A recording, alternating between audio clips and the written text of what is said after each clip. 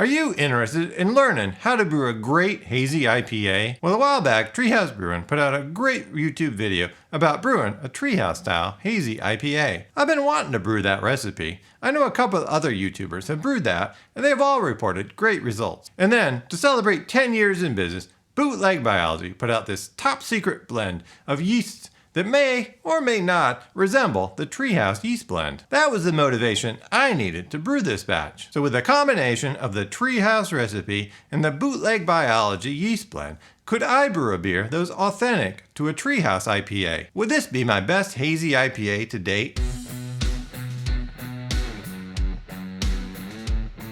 So I like New England IPAs. Are we supposed to call them hazy IPAs these days? So often when I'm out at the pub or tap room, I'll order a hazy IPA. I brewed, probably a dozen or so batches of myself. So when I look back at 2022, hazy IPA was my most brewed style. So early in 2022, I brewed a batch. I thought it turned out pretty good. Before I could decide if I wanted to make a video about that batch, I ended up kicking the keg. I brewed another batch right after that. It had some kind of off flavors I wasn't quite able to pin down.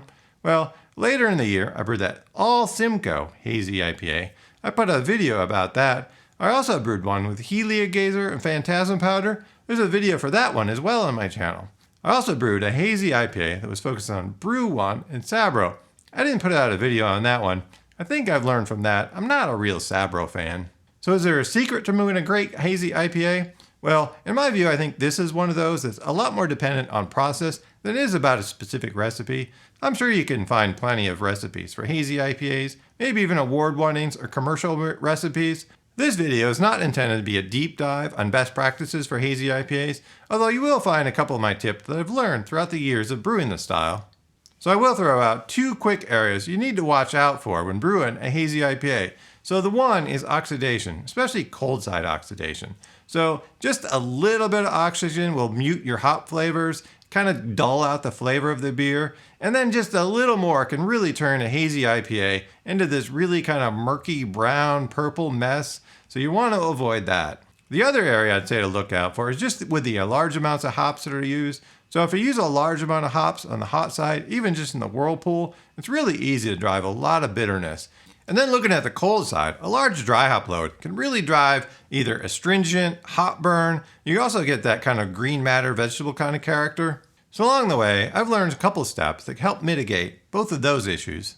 But what about that secret yeast blend that I mentioned? If you look at the Homebrew Talk forum, there's a large thread. It contains some analysis of the Tree House yeast. What that analysis kind of showed was maybe it was a mix of yeast, looked like it was predominantly an English strain, maybe with a couple Belgian strains in. I think they mentioned maybe a wit strain, maybe a kind of a Trappist strain.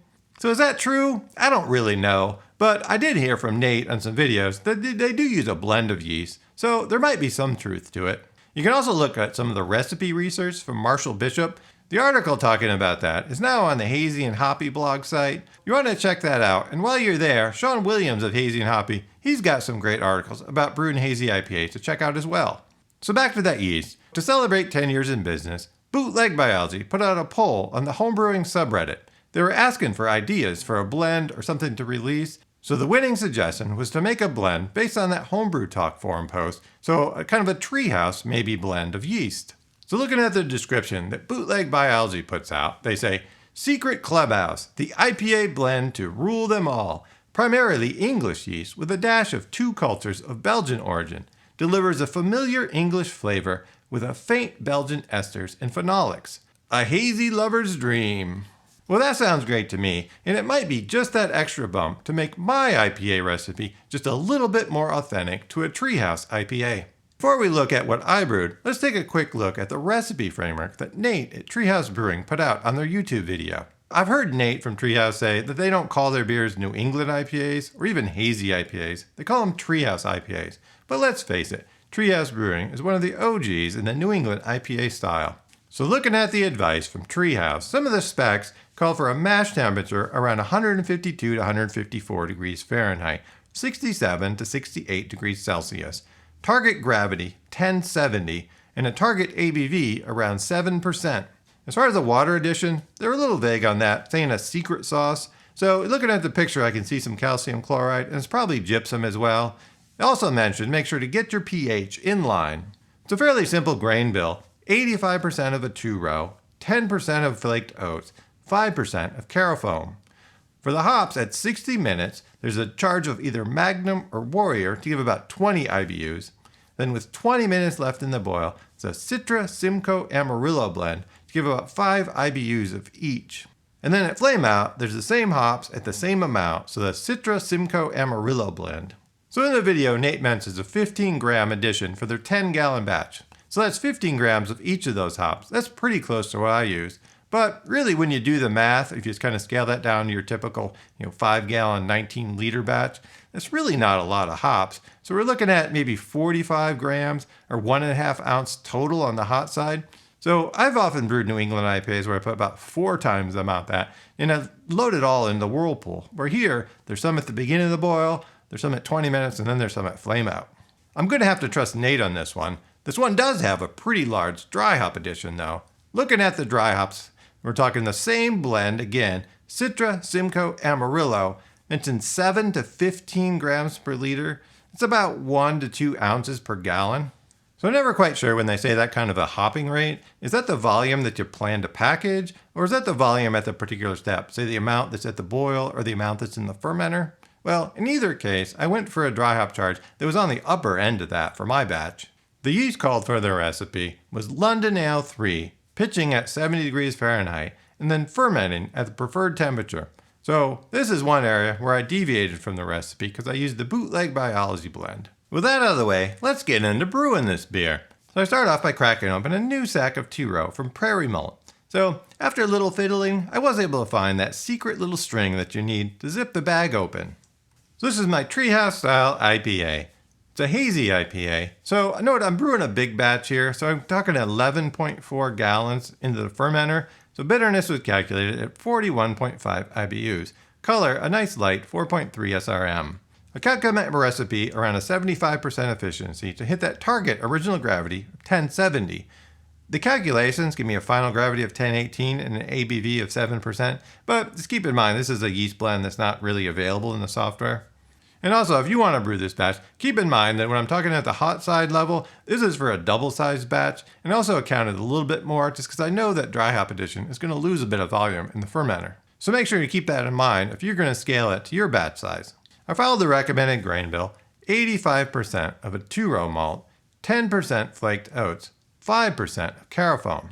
I know sometimes water adjustments, water chemistry, it can be kind of confusing, especially for a new brewer. And especially because, I'm using my own tap water, so the specific amounts of minerals that you would want to add to your water would depend based on if you're using RO, if you're using your tap water. Sometimes I wonder, maybe I should just leave out the water adjustments to my recipes and my videos, but I think there's certain styles, especially IPAs and hazy IPAs, where water adjustments and additional salts and minerals can really have an impact. So a typical recommendation for hazy IPAs is to boost up your chloride level. That gives kind of this fullness, a little bit of some mouthfeel. So I use some calcium chloride to boost up that chloride level, sort of around that 150 mark is my target. That also brings up my calcium, about 90 ppm. I roll with the amount of sulfate that's in my tap water, which is right around 30. So that ratio, I think, to me, has worked out well for hazy IPAs. So in my double-sized batch, I need almost 16 gallons, or just over 60 liters of water. To that, I add 16.9 milliliters of lactic acid to target a pH of 5.35. I also add 3.1 grams of ox block. The idea there is that it will both remove the chlorine and chloramine in my tap water, then also it's a blend that may reduce oxide oxidation.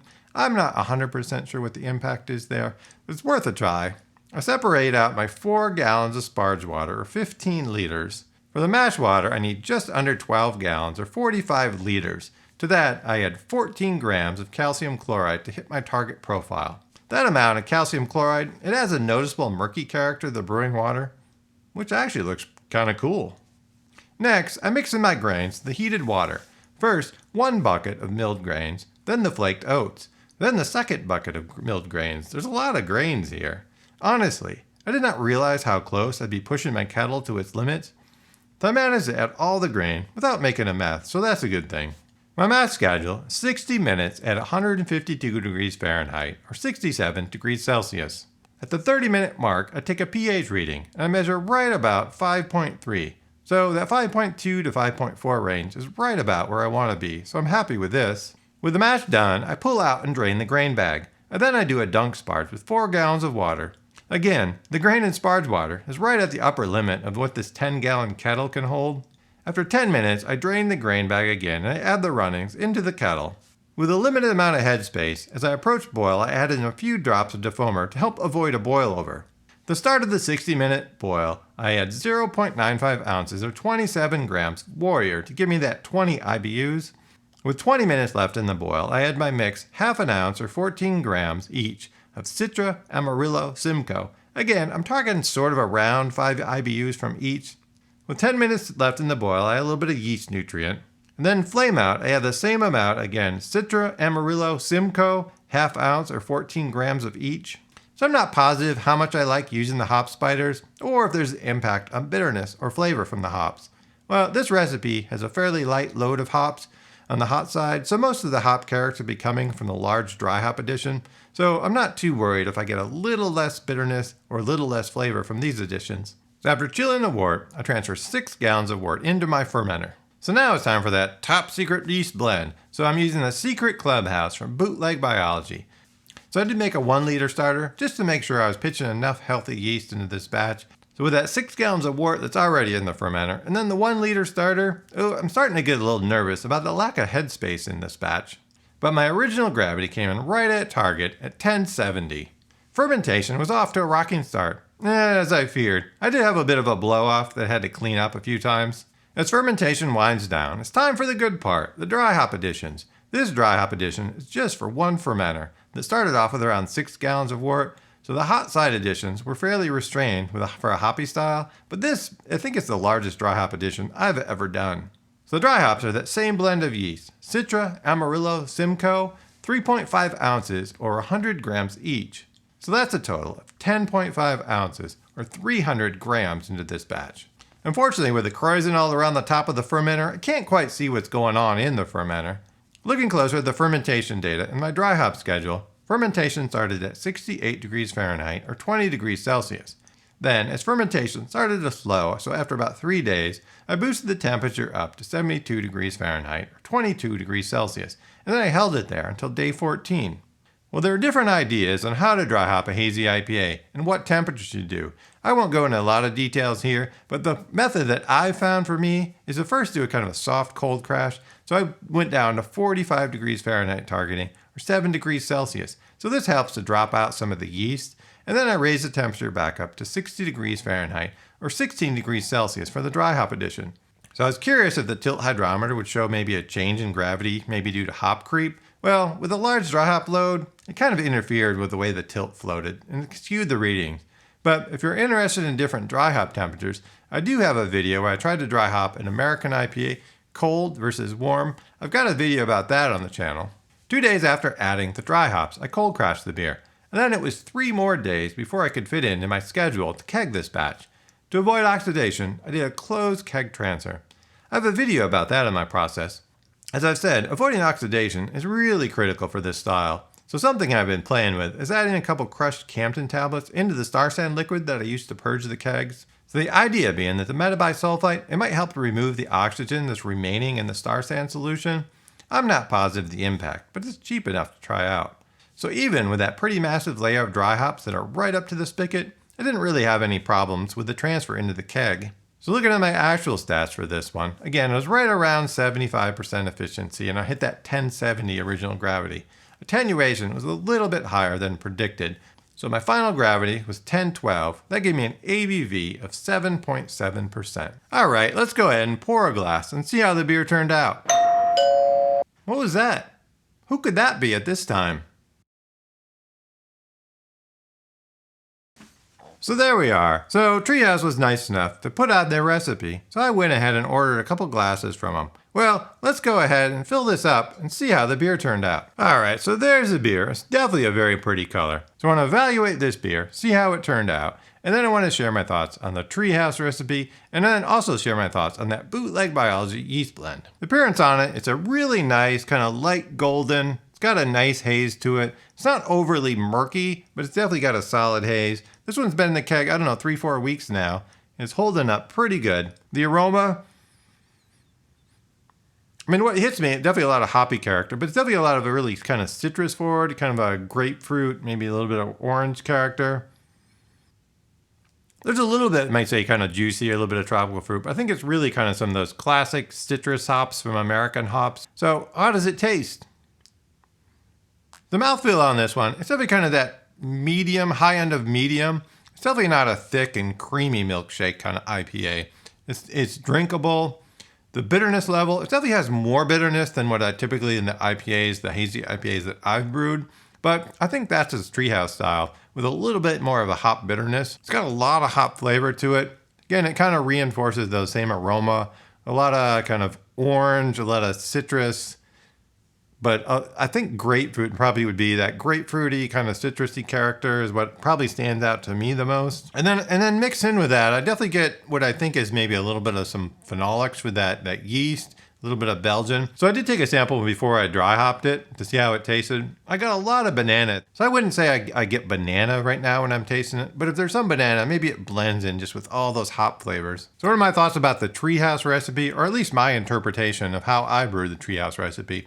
One, so those hops, I think they're some really good hops. They're kind of, 20-year-old American hops. So I doubt Treehouse is putting out any new recipes that are based on those hops. So the Amarillo, Simcoe, Citra. Citra is a great hop that's in a lot of New England IPAs. I think Amarillo and Simcoe are both really good New England IPA hops as well. But I do think there are some more like say like the New Zealand, Australian hops, even like Mosaic from America, and some ones I really like Brew and it gives it all that lot of pineapple. There's like Azaka, El Dorado, some other American hops. So I think my overall preference is probably some newer variety of the hops, maybe using Simcoe, Citra, Amarillo, just blended in, but maybe with some, say, Nelson Sauvin, maybe with some Galaxy, maybe with that Brew 1. And this one kind of mixed up the hop schedule a little bit different than what I've used to. I'm used to probably, I'm not sure the metric units, but about 6 ounces in a Whirlpool edition, no boil editions, and then 6 to 8 ounces in a dry hop edition, where the Treehouse recipe had some initial bitterness hops,